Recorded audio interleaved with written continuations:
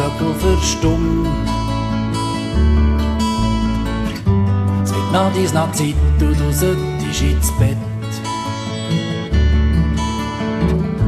Weit unten im Moos hörst du ein Flugino brummen.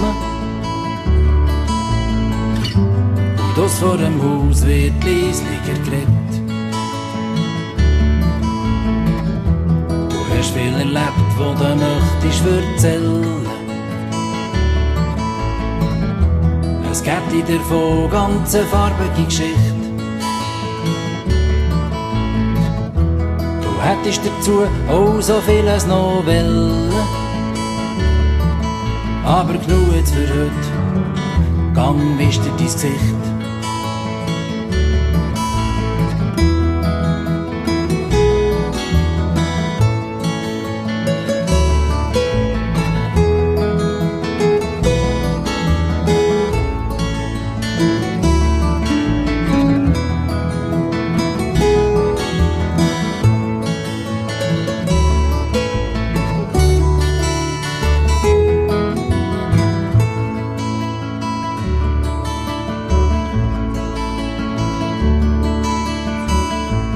Der Mond ist noch jung, eine Sichel, eine Feine.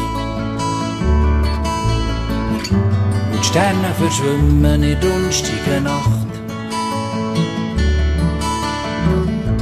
Du fragst mich, wieso gibt es grosse und kleine?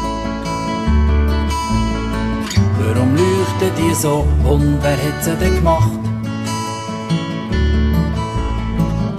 Es gibt Sachen, die wir halt alle nicht wissen. Es gibt Sachen, wo ich gar keine Antwort geben kann. Du wirst noch manche Erklärung vermissen.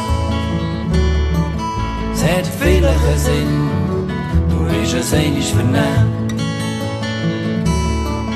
Aber frag jetzt nicht mehr, wo ich ab deinen Augen will schlafen.